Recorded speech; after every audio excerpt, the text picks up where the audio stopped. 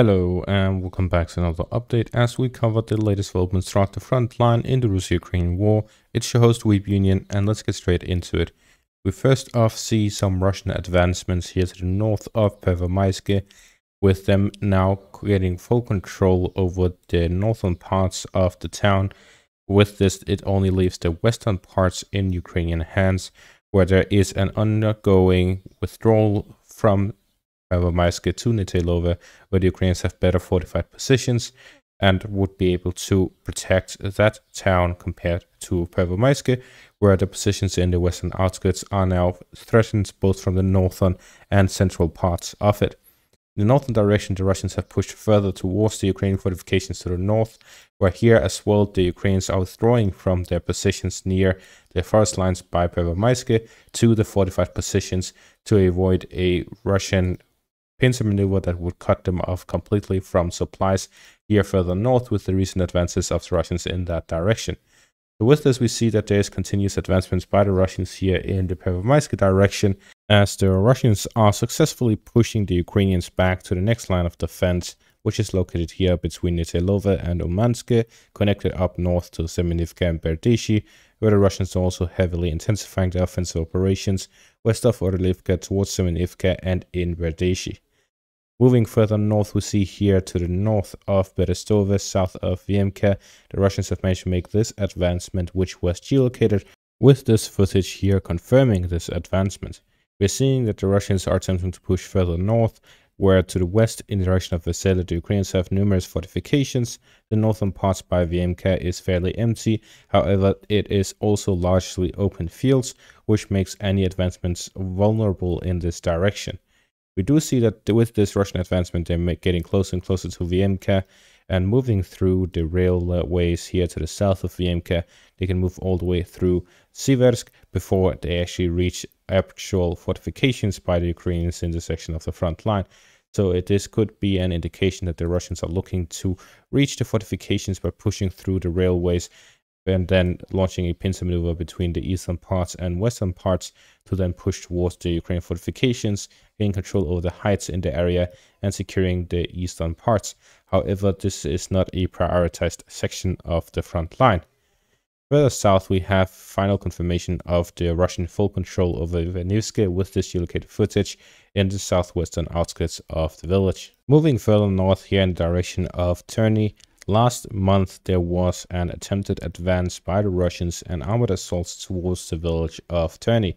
Terny is a heavily defended one here in the northern parts of the front line. The Ukrainians have a significant force and significant fortifications in the area. The Russians launched this armored assault, where they then were stopped by Ukrainian heavy artillery on the Russian armored vehicles. This disabled the armored vehicles, after which the crew of these armored vehicles abandoned the vehicles to then withdraw back to the back line and avoid getting hit themselves. While the Russian soldiers were withdrawing, they did not get shot at. This was a very interesting incident, and my educated guess towards why this happened is likely the part of this war where the Ukrainians right now are struggling with the lack of ammunition shells.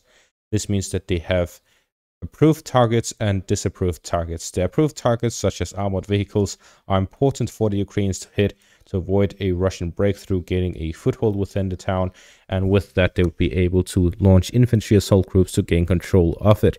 Instead, the Ukrainians launch artillery strikes on these positions, which end up blowing up these tanks and preventing the Russians from advancing. But once the tanks are disabled, they do not strike anymore, and the Russian soldiers can simply withdraw. And the reason why the answer I got to as to why the Ukrainians weren't launching strikes on these Russian infantry withdrawing is because these tankers, these armored vehicles drivers, are important targets by the Ukrainians, because it takes months to train a tank driver while it takes weeks to train a normal soldier. So a tank driver is a higher priority target than a normal soldier. Therefore, if 3 tankers are not an important enough target for the Ukrainians to use artillery, That means that they really are suffering from a significant shortage of ammunition shells to their artillery. This is why we're seeing a significant use of the FPV drones and a significant lack of use of the Ukrainian artillery. It is, however, not just artillery that they are short on, it is also armored vehicles. The 153rd Ukrainian Mechanized Brigade is no longer mechanized. It has turned into an infantry brigade. It is also reported that the 152nd Mechanized Brigade is also slated for transformation into an infantry brigade in the near future. This is a set of Ukrainian mechanized brigades turning into infantry brigades due to the lack of mechanized vehicles. At the same time that mechanized brigades are being turned into infantry brigades, Secretary of State Antony Blinken of the United States said in an interview, "Ukraine is losing territory in the Donbass. The armed forces of Ukraine are making difficult decisions about which positions to maintain and which weapons to use and which not." As we see here in the Pervomaisky direction, the Ukrainians are withdrawing from these positions that are forward positions back to the fortifications that are safer and better defendable than the forest lines that aren't that fortified. We also see here in the northern direction by Bmud, there are reports of Ukrainian withdrawals from the east of the canal line and back across the canal. Based on this, we see that there are areas in which the Ukrainians are actually withdrawing from, which is something that has not happened at any significant degree since the very start of the Russian invasion. Since then, the Ukrainians have stopped and fought for every single square meter, except for the initial push by the Russians, where the Ukrainians were largely caught off guard, making it difficult for them to actually establish a defensive line anywhere else other than the Donbass. But since then, the Ukrainians have largely stood and fought for every meter. We saw that in Avdiivka until they were literally pushed out due to hundreds of FAB bombs being dropped on a daily basis. And then we see now that the Ukrainians are actively withdrawing from less defendable areas to more defendable areas. However, this is not the case everywhere. We see, for example, the Ukrainians constantly counterattacking and trying to regain positions in Berdyshi and Semenivka.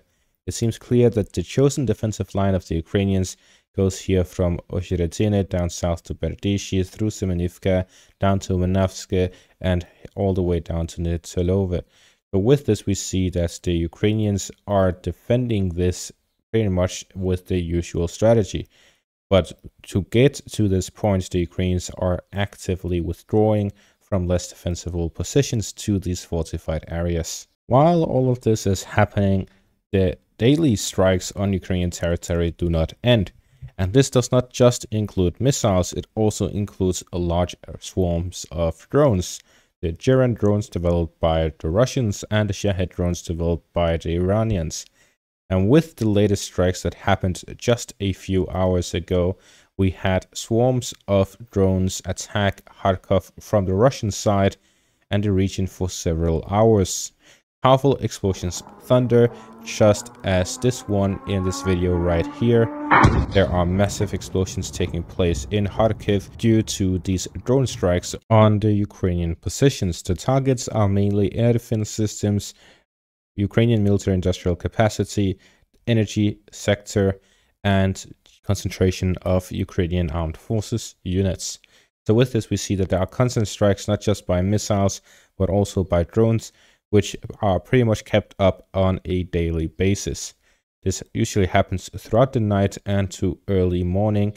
And with this, we see that there are constant strikes throughout Ukrainian territories, and the Russians are heavily pressuring the Ukrainians at the front, where the Ukrainians are rationing their artillery shells to deal with Russian armored vehicles and saving them when faced off with infantry to use drones instead. And that is going to be all for this update. Make sure to leave a like, subscribe, and check out my Patreon for additional content.